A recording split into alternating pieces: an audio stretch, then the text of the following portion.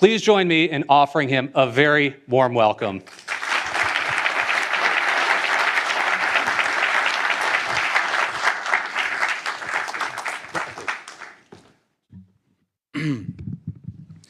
Good afternoon, everybody. As a representative of the Philippine business and behalf of the delegation here today, I want to thank all of you for the invitation to visit the financial center of the universe and touch base with our friends in the American business community. Your warm welcome is strongly felt and greatly appreciated. Personally, I'm really thrilled to be here.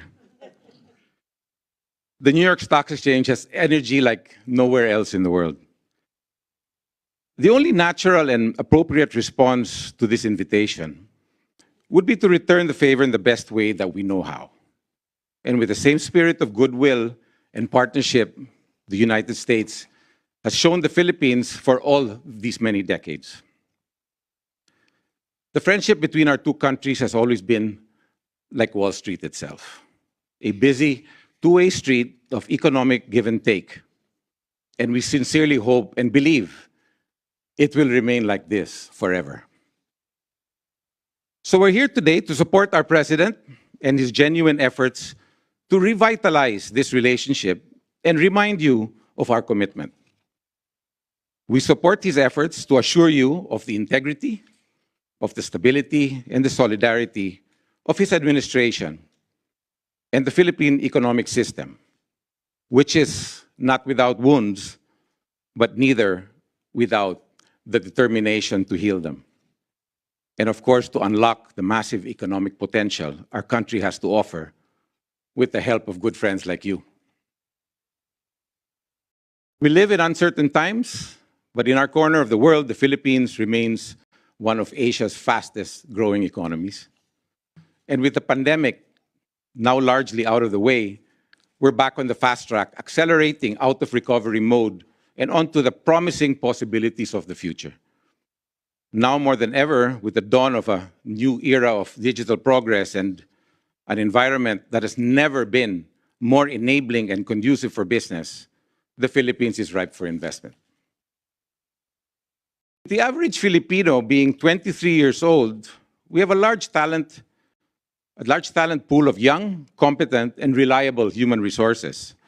Our workforce is educated, English proficient, strongly customer-oriented, highly trainable, and adaptable to different cultures. Being a critical entry point for over 600 million people in the ASEAN region, the Philippines has easy access to key markets, which is a gateway to the East Asian economies, and is at the crossroads of international shipping lanes and airline routes. Our numerous operating economic zones and IT parks around the country are fully equipped with support capabilities that make it easy for companies of any size and from any part of the world to set up shop and conduct business with convenience and effectivity. We have bountiful and beautiful natural resources that provide investment opportunities in our agriculture and tourism industries. Our business process outsourcing, electronics, manufacturing, creative, maritime resources, and export industries have similar potential with track records of success. And with a strong private-public partnership, we are aggressively building the critical infrastructure needed to support all our industries and enable businesses to grow and thrive on a globally competitive scale. But most importantly, we have a strong leader with a compelling vision and the political will to realize it. With a unified support of our Congress and the Filipino people, the new Marcos administration is taking a whole of government and nation approach to deliver on its promise to transform our economy. We in the business community believe in this vision. And as our longtime allies and partners, we hope you will too. I've seen many presidents in my lifetime, and they all have their strengths. The one we have today has quite cleverly gotten 30 of our country's busiest CEOs to voluntarily work for him. I know this because I'm one of them. And as convener of the Private Sector Advisory Council to the President, I have witnessed the ability of this man to bring together the best minds in business, use them to find real solutions to real problems, and then immediately implement them like he was flipping a switch. This is why we work for him, because he listens to reason and gets things done, because he has the humility to seek the help of those who know more in order to provide help to those who need more.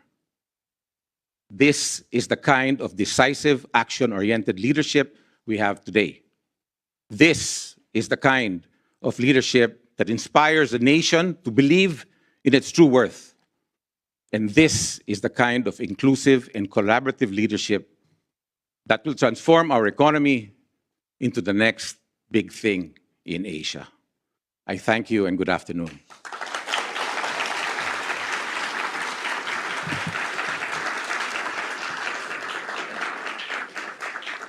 And on that note, I'd like to introduce the Secretary of Finance, Secretary Diokno, to introduce the President.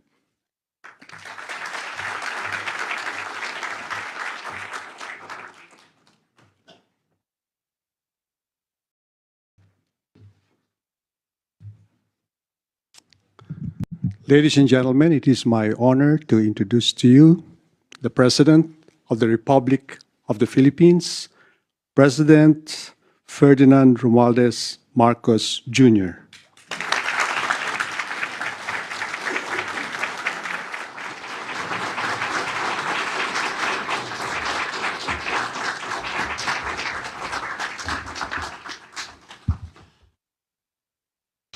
Please be seated.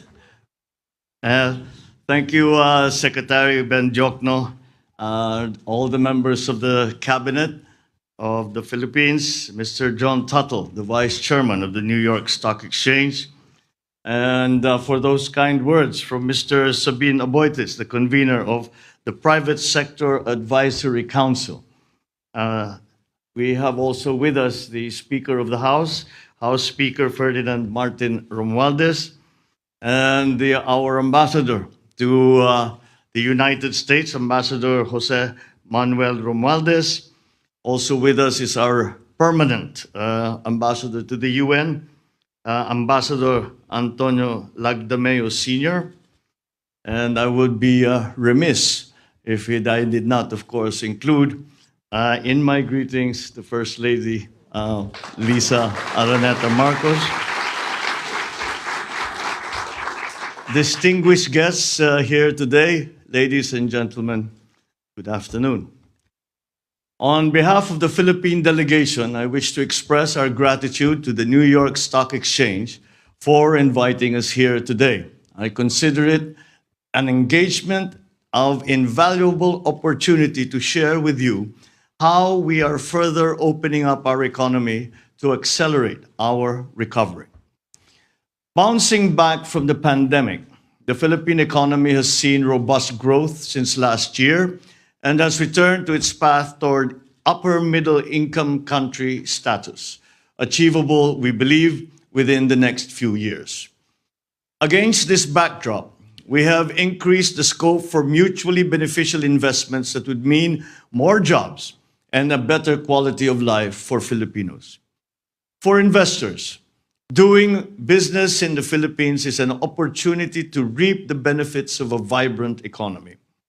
We are proud to share that we recently enacted policies to further liberalize our economy and welcome more foreign investment to our shores. First, we passed legislation to lower corporate income tax rates and rationalize fiscal incentives. Second, we reduced the minimum paid-up capital requirements for foreign retailers and foreign startups, bringing in advanced new technology. And third, we now allow full foreign ownership of companies providing public services such as telecommunications, shipping, air carriers, railways, subways, airports, and toll roads. The United States and the Philippines have strong and enduring ties in trade and commerce, among many other areas of cooperation.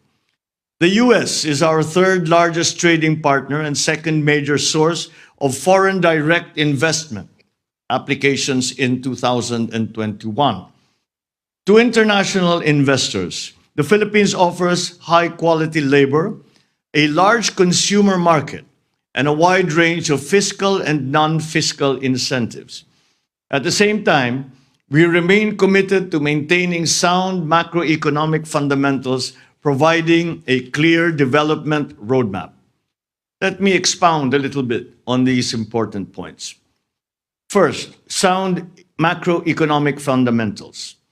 Our gross domestic product is projected to grow by 6.5% to 7.5% this year, by 6.5% to 8% from 2023 to 2028. The employment situation has improved following the temporary disruption caused by the pandemic. The unemployment spike of 17.6% in April 2020 fell drastically to 5.2% in July this year, the lowest record for all July rounds of our labor force survey since 2005. Manufacturing activity has accelerated, staying above the growth threshold of 50 for the past 7 consecutive months and settling at 51.2 last August. Trade is back to double-digit growth, with demand for trade partners boosting our exports, and with domestically situated firms importing more inputs in anticipation of rising demand. At the same time, with our commitment to fiscal discipline, the country's debt-to-GDP ratio has improved to 62.1% as of end June this year from 63.5% in the previous year. At the height of the COVID-19 crisis, the government implemented massive stimulus programs to readily support the most vulnerable sectors. Although our borrowings increased substantially during the pandemic, we continue to reduce the cost of our public debt through judicious debt management. Now that the economy is reverting to normalcy, the government is likewise heading back to the path of fiscal consolidation. We will reduce the government debt-to-GDP ratio to below 60% by 2025, and further down to 51.2% by the end of my term in 2028. Our economy's resilience to crises is recognized internationally. The Philippines has maintained its investment-grade credit ratings throughout the pandemic amid the wave of rating downgrades globally. As we look forward to achieving upper middle income status, we are also gearing up for A territory credit ratings in the medium term. On the external front, we have sufficient buffers against external shocks, supported by steady inflows of overseas Filipino remittances, receipts from business processing, outsourcing, and foreign direct investment. Our gross international reserves stood at $99 billion as of end August, equivalent to 8.3 months of import cover. This remains more than sufficient to cover the economy's foreign exchange needs. Moving on to my second point, our economic development roadmap. In the near term, our top priorities are protecting the purchasing power of families by managing inflation, reducing the scarring effects of the pandemic, and ensuring sound macroeconomic fundamentals. Thus, we are implementing policies that enhance food security, transport, reduce energy costs, and logistical costs, strengthen social protection, and enhance the quality of education and skills training of our workers. As we pursue our short-term agenda, we build the foundations for a stronger, more inclusive future. Our medium-term agenda includes reducing the poverty rate to single digits by 2028 and undergoing an industrial transformation through which science, technology, and innovation and sustainability will drive our industries. In all our endeavors, the private sector must be a partner. We seek partnerships in many areas of our development agenda. in public infrastructure, such as mass transit systems, airports, toll roads, in public services, in digitalization initiatives, in the energy development agenda, in efforts to modernize agriculture, and in programs aimed at strengthening our industries, to just name a few. For American businesses, we offer investment opportunities in areas such as information technology and business process management, or IT BPM, medical products and devices, electric vehicles and batteries, agribusiness and telecommunications infrastructure and services. Despite external headwinds, the Philippines' economy's resilience, reinforced by sound policies and decisive leadership, makes us confident about our future. Over the past few decades, as the Philippines transformed into one of the most promising emerging markets, the United States has been among our steady partners. For that, we are truly grateful. At the same time, American companies doing business in the Philippines have benefited significantly from our economic successes. I wish to emphasize that the Philippines is keen to continue nurturing the ties that help produce mutual benefits for both our economies, our organizations, and our peoples. Let us achieve many more milestones together.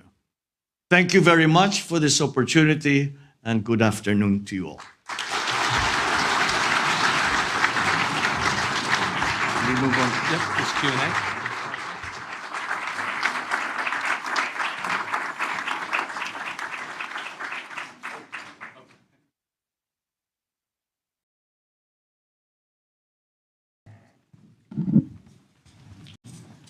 Well, thank you very much, Mr. President, for your remarks and obvious support of investment in the Philippines. In your speech, you discussed the fact that the Philippines is now allowing full foreign direct ownership in companies providing public infrastructure. How important is foreign direct investment into achieving those economic plans of yours, Mr. President? Well, it is It should be on. certainly as we attempt to transform the economy. And I use the word transform because it is my belief that the way to bring our economies back to the activity, the level of activity that we enjoyed before the pandemic, we have to understand that the global economy has changed. And we have to position ourselves, certainly, to be able to take advantage of those changes, to have a head start in the new economy that we are still, as of now, starting to form globally. And a large part of that will be foreign investment in the Philippines. And when I speak of foreign investment, I speak especially of capital-intensive investment. Because although we have our GDP, if we look at our GDP figures, a great deal of the contribution to GDP has been in our service sector. And therefore, we think that it is manufacturing, the area of manufacturing where we can still do a better job. And this is one way, the foreign direct investment, capital-intensive investment is also something that we are going to actually need for us to be able to achieve the targets that we have set for our economy, have set for our country. And it is going to be key. As we are trying to define or determine the mix between loans and capital-intensive investment. So the part that capital-intensive investments play is going to be a very important aspect of this transformation of our economy that I speak of. So that is a large part of what we are doing here. And that is why when I came here to New York, ostensibly, first of all, because we are attending I will be speaking before the UN General Assembly tomorrow, but I also brought the whole economic team of the government, of the cabinet, with us, and again, the private sector business leaders also are here with us, precisely to show and explain once to our prospective investors where the Philippines is headed, what changes we have made so that investment will be more profitable and more attractive for foreign investors, especially coming from the United States. So it plays a central role in all that we are planning to do for our economy. It is, once again, something that we recognize in government we have a part to play in. We have to fundamentally restructure the bureaucracy, the government. We listen to the chambers of commerce that tell us what are the obstacles that they find that in their way, such as the ease of doing business, the prices of energy, all of these and these other legislative guarantees that investors are looking for. And I believe we are headed in the right direction. And I believe that if we continue down this road and we are able to attract investors to this new investing climate that we are starting to create in the Philippines, then I believe that with the role that foreign direct investment will play, I think we could succeed. But that just illustrates how important we consider that investment to the transformation of our economy. Well, thank you very much, Mr. President. You mentioned two themes in particular. One was, of course, foreign direct investment, but you also touched on the United States and it being one of the most important investors in the Philippines. Now, the United States and the Philippines have long enjoyed a very productive relationship and partnership. Can you talk a little bit about that partnership and how you see it going forward? Well, our relationship has gone back for over 100 years between the United States and the Philippines. And as we just earlier today, we had a lunch that was hosted by the U.S.-Philippine Society. And I spoke to them and we talked perhaps more on the subject of geopolitics. And I explained that it is very clear to me in my vision for the way that the country will move forward, that I cannot see the Philippines in the future without having the United States as a partner.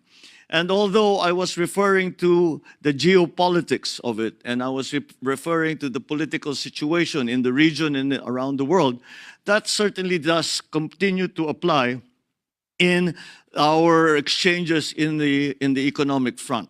And many of the drivers of our early economy were actually American corporations. Many of the strongest corporate benefactors really to government and to the rest of society in the Philippines were coming from the United States. Now, of course, this has evolved as time has gone on, but the strength of that relationship continues.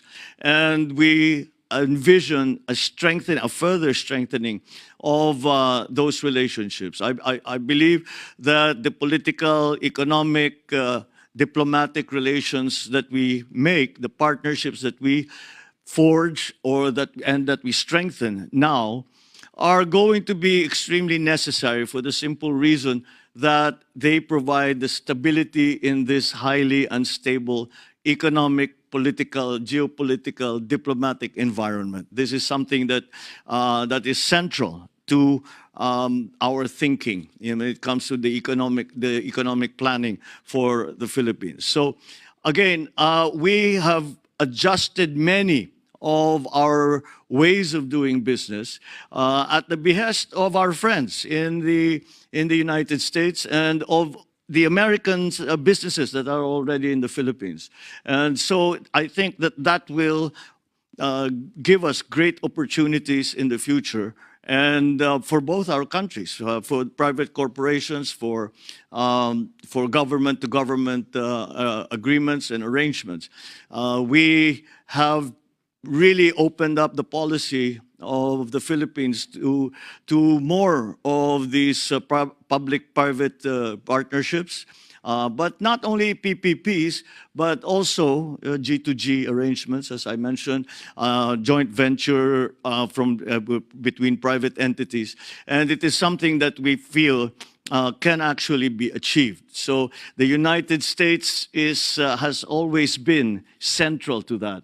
I cannot overstate really the role that the United States has played in the Philippines in every aspect of our lives. And so this is just a continuing evolution and I believe strengthening of that relationship between the United States and the Philippines. And we are driven together in many ways by forces that exist now in the world, and that I think is something that that we certainly in the Philippines, and I think not in the United States either, that we are resistant to. So it is something that we can I can see us becoming stronger and becoming more robust as we work together towards exploiting properly the new global economy. Thank you very much, Mr. President. You touched on American businesses investing in the Philippines and the opportunities to do that through public-private partnerships, the infrastructure projects you identified on the onset as well. But as we look at the population and we look at the economy, it's young, it's dynamic, it's tech-focused. It has high English language fluency. It's ripe for investment.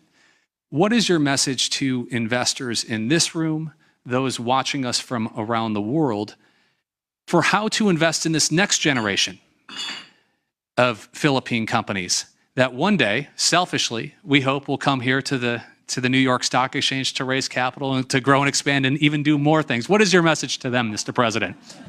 Well, to achieve exactly what you are saying, at least to begin with.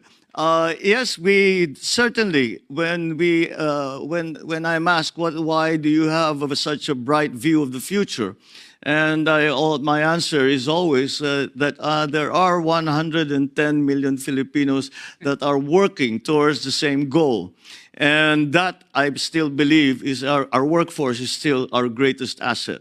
And it is something that we have seen succeed first of all, with our overseas Filipino workers, but also in the development of the more sophisticated businesses that have come to the country.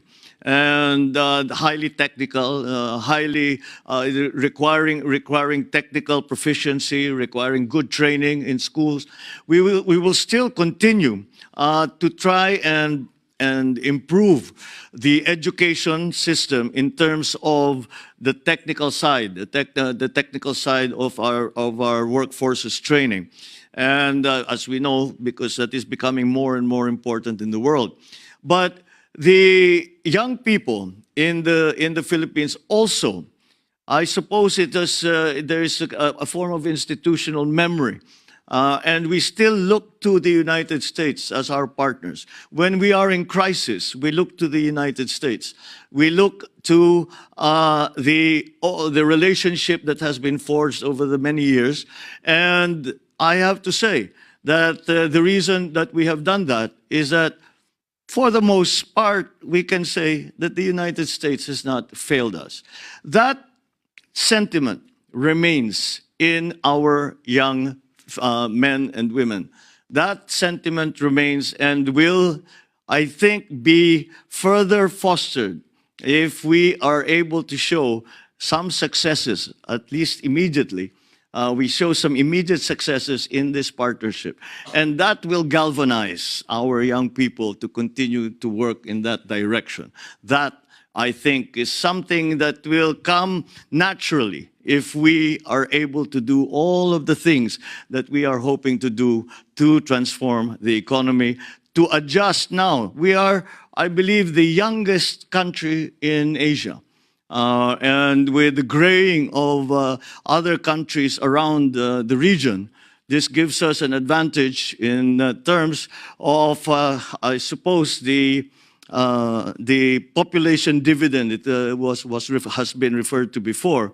It gives us an advantage in terms of the population dividend, and they are ready to take up the cudgels. They are ready to work for the country. They are ready to do what needs to be done to bring the country forward. And I feel confident in saying that because in the last election, it was the young people who drove forward the idea that we must continue to invest in our young people. We must continue to train them properly. We must continue to make them competitive anywhere in the world, but most hopefully in the Philippines with our partners and with our allies. Well, thank you very much, Mr. President. It is clear you have a plan, you have an opportunity, and I know I speak for many business leaders and investors in this room that they leave today not only with a renewed sense of optimism, but a further enhanced and strengthened sense of optimism about the opportunities in the Philippines. And on behalf of the New York Stock Exchange, we are thrilled to play our small little part today in providing a platform for you and your country to deliver that message. And there's no better platform than The Bell, which is the most highly viewed news event in the world on a given day. Similar to what Mr. Aboites mentioned, we are all thrilled to be here. As when we were talking before coming out here, I said, well, of course we're familiar with the New York Stock Exchange and The Bell and that most important balcony in the world.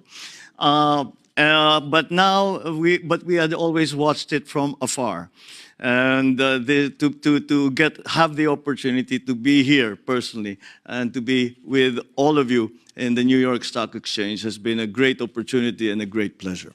Well, wonderful. Thank you very much. It is our honor to have you here, Mr. President. Thank you all for being with us today, and we'll make our way down and ring that bell, Mr. President. Thank you very much.